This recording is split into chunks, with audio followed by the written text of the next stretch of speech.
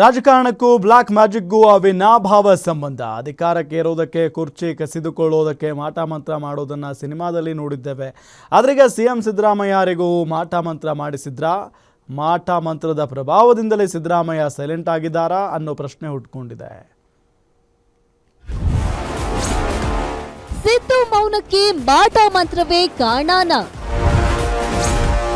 ಹೊಸ ಬಾಂಬ್ ಎಸೆದ ಮಾಜಿ ಸಚಿವ ರಾಜಣ್ಣ. ಇಷ್ಟೊಂದು ಅಸಹಾಯಕರಾಗ್ತಾ ಇದಾರಲ್ಲ ಅಂತಕ್ಕಂಥದ್ದು ನೋಡಿದಾಗ ಯಾರಾದ್ರೂ ಮಾಟ ಮಂತ್ರ ಮಾಡಿಸ್ಬಿಟ್ಟವ್ರೇನೋ ಅವ್ರ ಮೇಲೆ ಸ್ವಲ್ಪ ವಿಚಾರ ಮಾಡ್ತಾ ಇದ್ದಾರೆ. ಈಗ ಸೈಲೆಂಟ್ ಆಗಿರ್ಬೋದು, ಆದ್ರೆ ಅವರು ಮಾತಾಡಿದ್ರೆ ಅದು ಬೇರೆ ತರ.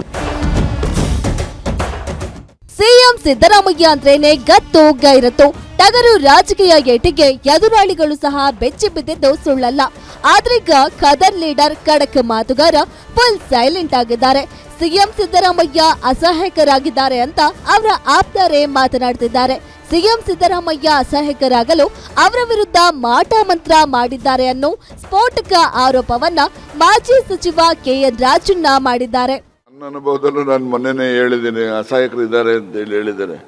ನಾನು ಒಂದೊಂದ್ಸರಿ CM ಇಷ್ಟೊಂದು ಅಸಹಾಯಕರಾಗ್ತಾ ಇದಾರಲ್ಲ ಅಂತಕ್ಕಂಥದ್ದು ನೋಡಿದಾಗ ಯಾರಾದ್ರೂ ಮಾಟ ಮಂತ್ರ ಮಾಡಿಸ್ಬಿಟ್ಟವ್ರೇನೋ ಅವ್ರ ಮೇಲೆ ಸ್ವಲ್ಪ ವಿಚಾರ ಮಾಡ್ತಾ ಇದ್ದೀನಿ. ಅದನ್ನೇ ವಿಚಾರ ಮಾಡ್ತಾ ಇದ್ದೀನಿ ಅಂದ್ರೆ ಅದನ್ನ ನಾನು ಐ ಆಮ್ ಇನ್ವೆಸ್ಟಿಗೇಟಿಂಗ್ ಇಟ್ ಅಂತ. ಸಿಎಂ ಸಿದ್ದರಾಮಯ್ಯ ಅವರ ಆಪ್ತರನ್ನೇ ಟಾರ್ಗೆಟ್ ಮಾಡಲಾಗ್ತಿದೆ ಅಂತ ಇತ್ತೀಚೆಗೆ ರಾಜಣ್ಣ ಆರೋಪ ಮಾಡಿದ್ರು. ಅಷ್ಟೇ ಅಲ್ಲದೆ ಸಿಎಂ ಸಿದ್ದರಾಮಯ್ಯ ಮೊದಲಿನಂತೆ ಗಟ್ಟಿ ನಿರ್ಧಾರ ತೆಗೆದುಕೊಳ್ತಿಲ್ಲ, ಅವರು ಅಸಹಾಯಕರಂತಾಗಿದ್ದಾರೆಂದು ಬಹಿರಂಗವಾಗಿ ರಾಜಣ್ಣ ಅಸಮಾಧಾನ ಹೊರಹಾಕಿದ್ರು. ಕೆಲವು ಬೆಳವಣಿಗೆಗಳನ್ನ ನೋಡಿದ್ರೆ ಹಾಗೆ ಅನ್ಸುತ್ತೆ. ಅವರು ಸೈಲೆಂಟ್ ಆಗಿದ್ದಾರೆ ಅಂತ ಯಾರಾದ್ರೂ ಹೇಳಿದ್ರೆ ಅದು ನಮಗೆ ನಿಜ ಎಂದು ಅನಿಸುತ್ತಿದೆ ಅಂದ್ರು.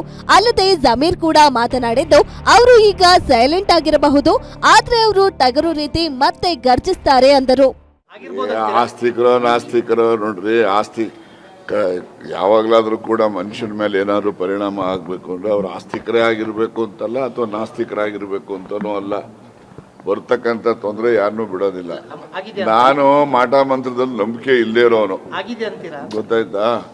ಆದ್ರೆ ಮಾಡಿರ್ಬೋದೇನೋ ಯಾರಾದ್ರೂ ಅಂತ ಹೇಳಿ, ಆಗಿದೆಯೋ ಆಗಿಲ್ವೋ ಅದನ್ನ ಇನ್ವೆಸ್ಟಿಗೇಟ್ ಮಾಡ್ತಾ ಇದ್ದೀನಿ. ಅವರು ಸೈಲೆಂಟ್ ಇವಾಗ ಇರ್ಬೋದು, ಈಗ ಸೈಲೆಂಟ್ ಆಗಿರ್ಬೋದು, ಅಂದ್ರೆ ಅವರು ಮಾತಾಡಿದ್ರೆ ಅದು ಬೇರೆ ತರ ಸೌಂಡ್.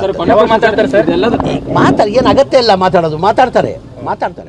ಆದ್ರೆ ಕಾಂಗ್ರೆಸ್ ನಲ್ಲಿ ಮಾತ್ರ ಸಿಎಂ ವಿರುದ್ಧ ಮಾಟ ಮಂತ್ರ ಅನ್ನೋ ಮಾತು ಸಿಕ್ಕಾಪಟ್ಟೆ ಸದ್ದು ಮಾಡ್ತಿದೆ. ಇದು ನಿಜಾನ ಸುಳ್ಳ ಅನ್ನೋದು ಗೊತ್ತಾಗ್ಬೇಕು.